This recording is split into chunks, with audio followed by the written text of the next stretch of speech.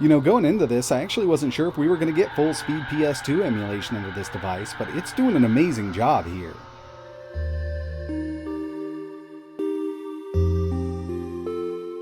Hey, what's going on everybody? It's etaprime back here again. Today we're going to be turning this used Android phone that I recently picked up on eBay into a powerful gaming/emulation console. Now, of course, when it comes to these Android phones, you can always just turn this into a handheld, but one of the big reasons I chose this specific device is because it does support display over USB Type-C, and I really wanted to make kind of an in-home console with this unit. So what I have here is a used Galaxy S10 that I picked up on eBay. I bought this for $120. It's an unlocked Sprint version. We've got 128 gigabytes of internal storage. It does support a micro SD card, and we've got a Snapdragon 855 CPU along with 8 gigabytes of RAM.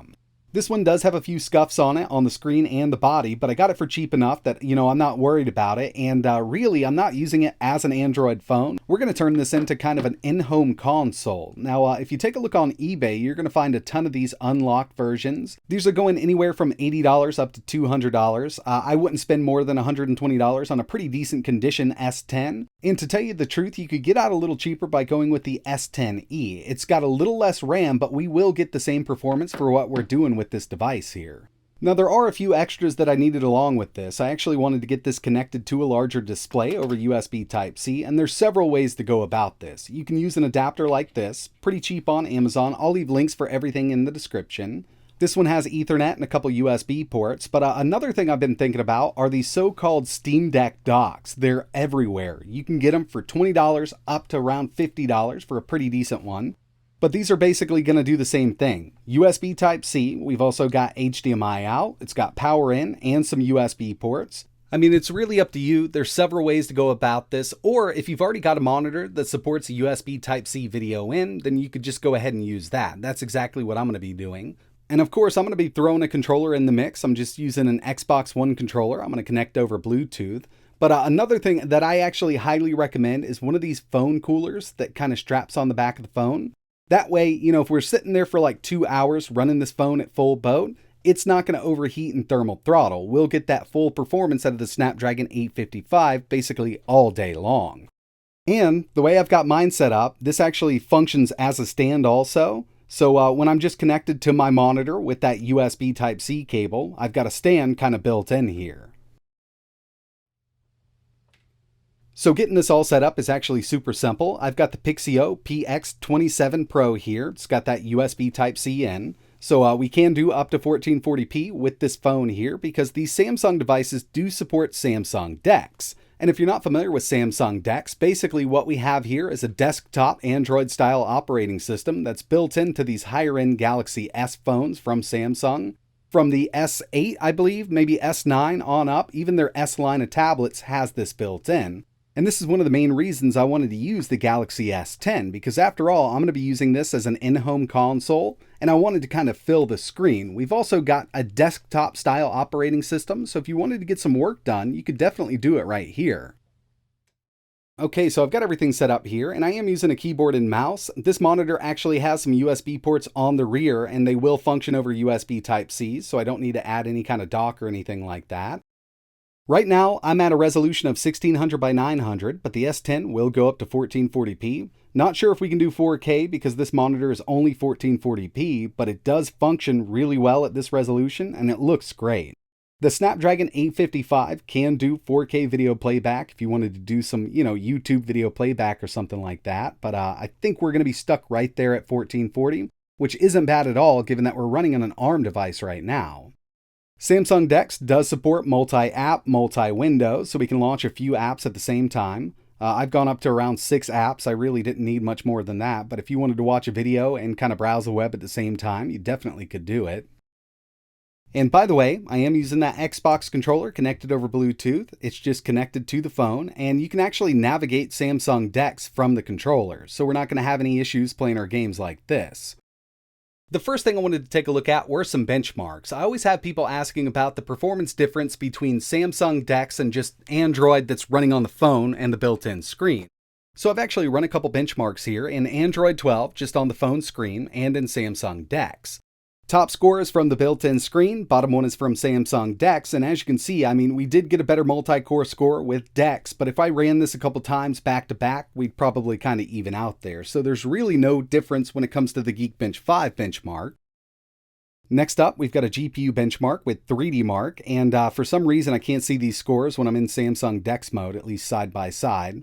Top score is from the built-in screen, bottom score is from Samsung Dex. We got a 3,119 here, and a 3,111 on the built-in screen. So there's no difference here when it comes to GPU performance either. And finally, Antutu coming in with a 506,441. This is in Samsung Dex, and we were kind of right on par there. We actually got a 507 on the built-in screen. So there's no reason to worry about losing performance with Samsung Dex, but now it's time to see how this thing really performs. We're going to start off with some native Android gaming. We're also going to go with a little bit of cloud gaming, and of course, we'll do some emulation here. Even though the Snapdragon 855 is a few years old, when it comes to Android gaming, this thing's going to handle basically anything that you can pick up from Google Play. This is one that popped up on Google Play, Hot Lap League. It does support controllers, and I know it's a bit hard to see, but I do have the FPS in the top left-hand corner. We're running at 60 here, very high settings. Call of Duty Mobile, we've got the frame rate set to very high, settings on high, and yeah, this is one of those games that's going to run at 60 FPS, no problem at all. It's a very well optimized game, and it does support controllers natively right out of the box. There's nothing we need to do with this.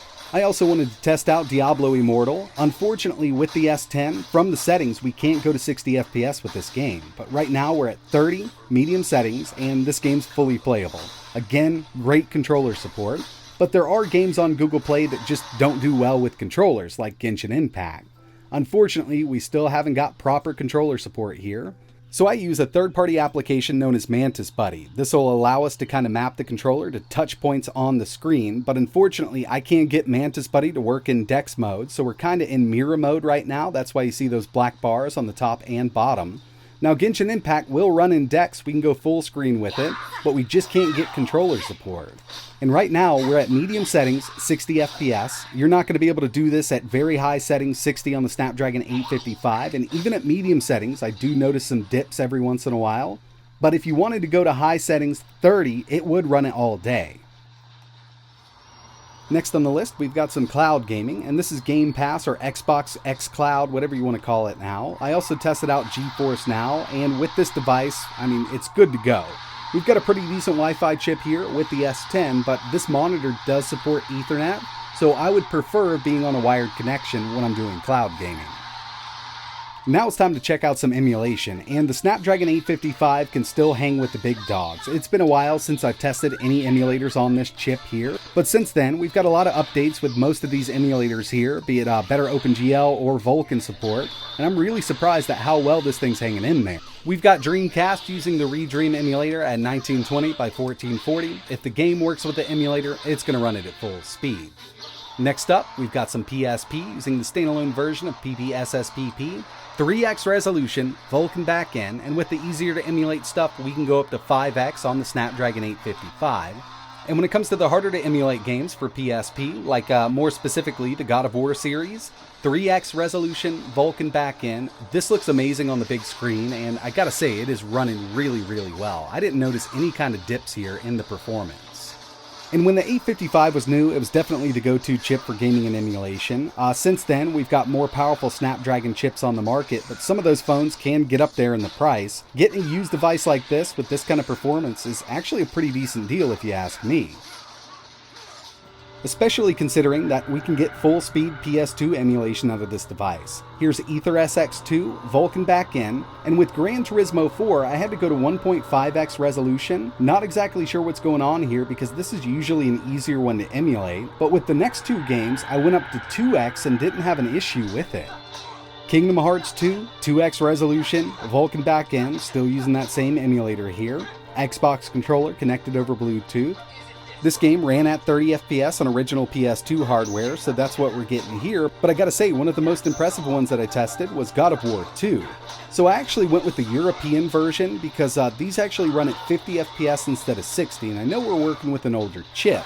Right now, we're at 2x resolution, Vulkan backend, and even though this is running at 50 FPS, it still feels great. It's a lot better than kind of dipping under that 50 mark with the US version.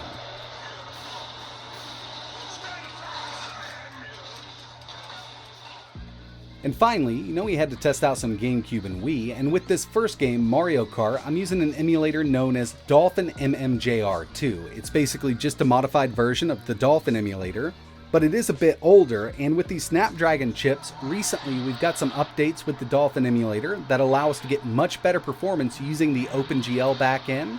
And I'd say, at least for the time being, on a device like this with a Snapdragon 855, just go with the original Dolphin version using OpenGL for most of the games, and you're going to get some pretty good performance, even with games like Automodelista. Now, I will tell you that Rogue Squadron 2 and F-Zero isn't going to run at full speed on this, but there's still a lot of great GameCube and Wii games that we can play at full speed with this S10 and that Snapdragon 855. So overall, I'm actually really impressed with the gaming and emulation performance that this device can put out, especially given the price that you can pick these up for right now. I mean, at $120, it's not a bad deal if you're going to use it. Now, like I mentioned at the beginning of the video, you could always go with the S10e and you might get out a bit cheaper. You can also get those for around the same price on Amazon. That way you have kind of a warranty. You can also test it out for a little while and then send it back if it's not something that you're into. But the S10e only has 6 gigs of RAM as opposed to 8 gigs with this. And when it comes to emulation and gaming, you're not going to notice a difference. It's still going to put out that same kind of performance that we saw in this video. So yeah, if you're interested in putting something like this together, I will leave links in the description. But keep in mind, I mean, if you've already got a Galaxy S device in your pocket, you can use Samsung Dex. You can connect it to a larger display, and that's one of the big reasons I like using these devices. There are more powerful devices out there with something like the Snapdragon 870 that we might be able to score for just a bit more money, but 99% of those devices don't support display over USB Type-C, and that's the big reason I always go to these Galaxy S devices. But that's going to wrap it up for this video. Really appreciate you watching. Let me know your thoughts in the comments below. I mean, what did you think about the performance, given the price that you can get one of these for? Is it something that you're interested in doing? Are you going to skip it? Let me know down below. And like always, thanks for watching.